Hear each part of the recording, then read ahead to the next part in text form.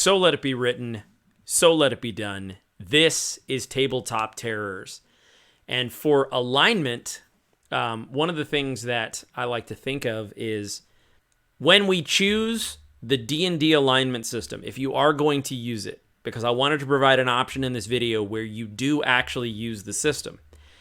When you choose to do that, I think that where there isn't enough nuance is that there is no human being that is statically the same thing all the time. It's not. I've never met anyone like that. So unless it's like a medical condition, you're going to have ups and downs. So I wanted to give you this opportunity. So what I would recommend is if you are going to use the alignment system, which is basically categorizing your ethics, kind of your moral perspective, there are two different axes. You have law and chaos, and then you have good versus evil. Here's my recommendation. Anytime you take a long rest, I want you to roll a d20. And when you roll that d20, you basically make it so that you are now choosing how you feel that day. My recommendation is that you do good or evil, and I want to talk to you about neutral here in a second, but lawful good versus neutral good versus chaotic good, I can see someone swinging that way. You know, if you're lawful good and then all of a sudden you're just feeling like you've had a really tough week and you want to just, let's unwind a little bit. Let's do something out of the ordinary. I could see that happening. Neutral good, I can also kind of see like, today I know that I need to do this, but I don't have it in me. I'm really tired, whatever that is. And then sometimes lawful good is like, hey, I know that I'm really tired, but I am going to stay up late and finish that paper.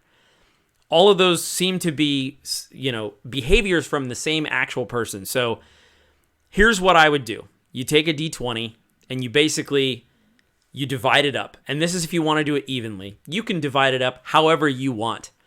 But if you do about 6 entries per, and then the final 2, so the 18 and the 19, you actually have to choose yourself, which I think is kind of a cool exercise. So to show that example in action, if I go, all right, today, so that's a 17. So for me, I'm feeling kind of chaotic good because I had a choice between either lawful good, the first 6, neutral good, the next 6, chaotic good, the final 6, and then 18 or 19, 19 and 20, I choose myself.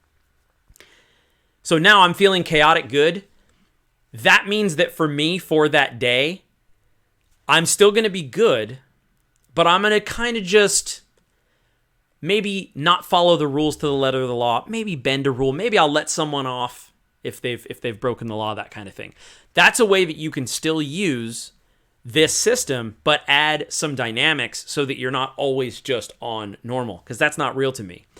The final thing I'll say about neutrality, I think that's the one thing that I would say, don't do it, because there is no one, in my opinion, who's neutral. When you choose what shoes you're going to put on, you're making a choice. So if you make choices, you can't be neutral. You can be neutral in what you focus on for the moment, but not totally as a person. So that would be my only thing is I would say just avoid neutrality because I don't think it truly exists.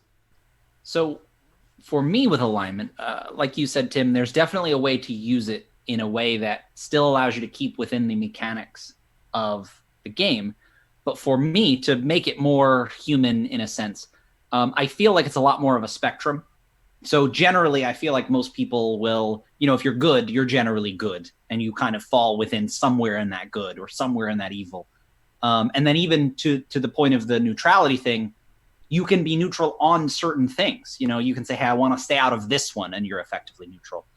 But that causes problems because you're either oversimplifying everything, picking one alignment, or you're saying, well, I'm chaotic good in this case, and I'm neutral good, and you're doing all this bookkeeping to maybe quantify it. And for me, I work more like humans do when I play in a game with alignment. So what I like to do is I will pick my starting alignment. Again, I'm, say in this case, generally pretty good. But then I will set a point for myself that my character is working toward. Now, this can go either way. Say I'm a lawful good paladin that is beginning to realize that maybe there's some corruption at the top and that following every law every day can not be so good. this can bring some really good conflict in, because if I need to bring this prisoner in and I realize, oh, they didn't actually commit the crime, this is all just part of a ploy to, get them out of the picture. Well, my alignment is going to start getting sort of challenged. Yeah, I'm this lawful good paladin, but this doesn't seem right. That doesn't mean that I'm suddenly evil or that I'm shifting completely, but I just realize as a player character and through that I'm a player, and through that my character is constantly in flux of what they're feeling. Maybe he'll find a place that lawful good really works because it's set up in such a way where there's somehow no corruption, maybe magically. But just realizing that it's a spectrum that you're constantly moving around on is a big step toward not making decisions because it's what your character would do, or not trying to stay neutral in a case because you don't feel like your character wouldn't get involved. You're challenged every day in your beliefs, and I feel like you can do that fairly easily in a game of D&D or another role-playing game, simply by realizing that it's constantly shifting. And I tend to move away from the alignment system almost entirely for my characters. I find it that the labels can be difficult to work with, and they don't quite capture, I think, the full essence that humans or whatever that you're playing as in a game can capture. And kind of what I mean by that is there are people who can be good people who will still do individually like evil acts, or there can be people who are evil people who still individually in some cases do good acts. And when you start to get into that sort of messy gray area, alignment terminology can be very restricting. If you're somebody who mostly does good, but you have a certain weakness, a certain temptation that can get you to do something bad, then it's not necessarily right to call yourself entirely good or entirely evil. So the way that I like to try to frame at least my own characters that works for me, that gives me a little bit more nuance to how I can think about my character, is to give them ideals and weaknesses as a sort of way to kind of temper their morality of this is what they're trying to be.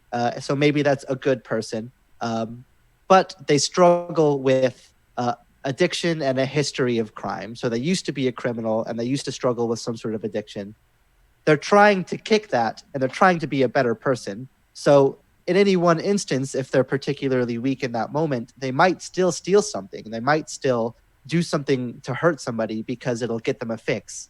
But overall, they're trying to be good, and you can kind of try to build towards certain ideas. So you can be, I'm going to mostly be good, but if there's a moment of weakness where I decide that I'm going to do something a little bit less good, it's not breaking out of my alignment. It's working within sort of the complex web that humans can act in. And you can do this for good or for evil characters, where it's like, mostly I'm going to be selfish. Mostly I'm just only going to be out for me. But when it comes to like kid orphans, that's my moment of weakness, where I'll do anything I can to help them because I grew up in that situation, and that's what'll tug at my heartstrings. That's still an evil person, quote unquote, mostly, but in that instance they'll help people and they'll be good. So trying to find ideals, what you try to be, and weaknesses that hold you back from being that, I think can help to sort of blend in those gray spaces into the alignment morality, where, at least for me personally, single labels can be very restricting and not quite give the full story of who a character really is in terms of their morality. So that is some hot takes on alignment. To use Jeff's words, which I loved, we're not trying to dunk on alignment. It's basically finding something that is actually useful. And so that's what I want to know in the comments. How do you use alignment or not use alignment? And what do you do to talk about your character's goals and their motivations and making choices? And we're actually going to do another long form video that kind of digs a lot more into that. But we're Tabletop Terrors. We love fun, creativity, and RPGs. So if that's the kind of stuff that you love, consider subscribing and be sure to hit the bell so that you get notified when we make more videos. I guess let's finish up with a toast. May you mend the first break. May you kill the first snake. May you conquer everything you undertake. Sláinte. Sláinte. I wouldn't say sláinte like that because my character is neutral. So yeah. I'll see you next time.